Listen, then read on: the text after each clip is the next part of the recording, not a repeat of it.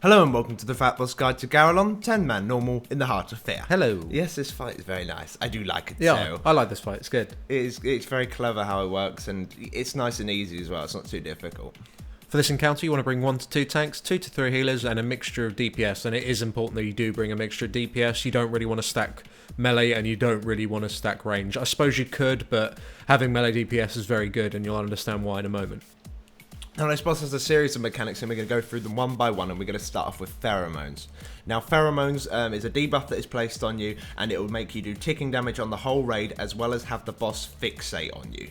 When pheromones is applied to you, you also get a debuff called pungency, and this increases the damage that pheromones does to the raid. It's like a stacking debuff. The higher the stacks, the more damage you'll start doing to the raid, and this debuff will last 2 minutes. Also, while you have pheromones, you'll leave a pheromone trail, so everywhere you walk you'll leave a little pool of shit, and if you stand in the pool it'll do ticking damage to make sure you don't stand in them.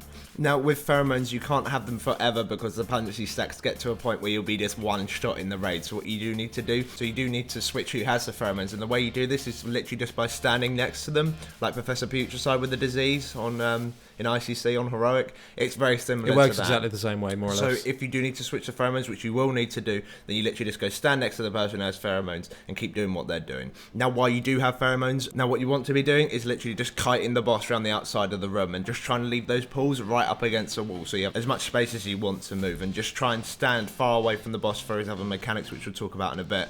But it's literally kite boss round room when you have the pheromones, and then switch. Now, with the amount of stacks you want to switch, it's kind of variable depending on how comfortable your healers are, because literally the higher the stack, the more damage out on the raid. We felt between 20 and like 25 stacks you'll be alright in, but you'll have to be talking to your healers. Your healers will probably decide how much you can do, because they'll see how comfortable they are, really. And one thing to keep in mind is that if you do decide to switch the debuff on lower stacks, then that means you're going to need more people in the rotation. Yeah. Because the debuff will only start, the timer of the duration left will only start once you've stopped getting stacks. So you get 20 stacks, you then pass it on, you'll then have that debuff for 2 minutes, and you can't get the debuff again for another 2 minutes unless you want to carry on your 20 stacks, which would be very, very bad. Yes. Now, whenever you do switch over the pheromones, the boss will do something called crush. Basically, he will slam himself on the ground, doing 150k damage to the whole raid, as well as stunning you for 2 seconds. Now, there is another way of triggering crush by standing underneath him in this little purple circle.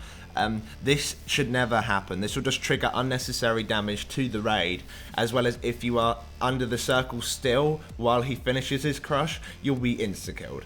So yeah, don't be shit and stand under the boss. So you got to always make sure you're never in that circle. That should never happen, and if it does, you should get rid of those people. One thing to note, when the crush does happen, the people who have just passed the pheromones, the chances are that there is a pheromone trail under them, like a little puddle. So you need to make sure that as healers that you do hot them up or shield them or anything like that just before the crush comes in, and of course make sure the whole raid is topped up in preparation for the crush. Now, another little mechanic in this fight is Garalon's legs. Basically, he has 4 legs, each in one corner of his body, and when you kill them, it does 3% of his maximum health, and it also reduces his movement speed by 15%, and this movement speed reduction stacks as well.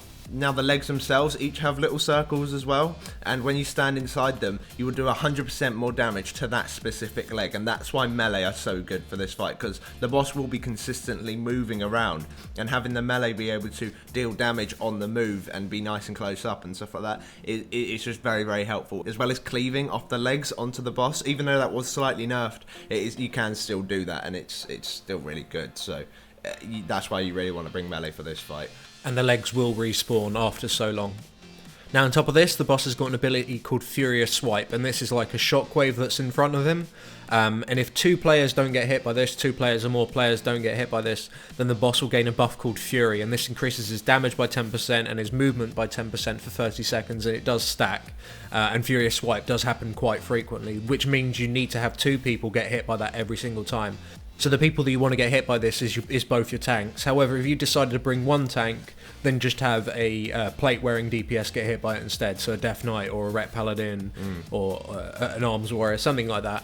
And the healers just need to make sure they top them up. But if you want to play it safe, just go with 2 tanks. You can't really go wrong. The in-range timer isn't that tight, so you don't need to worry too much. But literally, that's all you're doing, tanks. You're standing in front of the boss, on a Ferrothal, it's very hard. Yeah, So you don't even need to worry about threat or anything. Your tanking in this fight is pretty fucking shit. Yeah. So enjoy.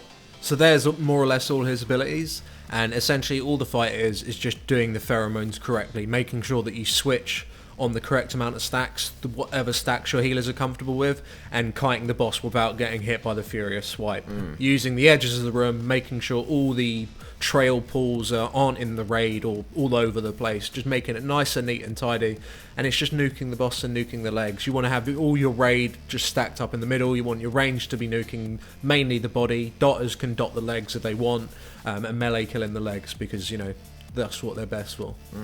So that's pretty much it, guys. Thank you for watching. If this guide did help you out, then please do give us a thumbs up. It does help us out quite a lot. And make sure to comment, rate, and subscribe. And if you'd like to see more 10-man normal guides by FatBoss, please do click up on the annotations on your screen now, and it'll take you straight to that video. Yes, wonderful. Thanks for watching. Thank you.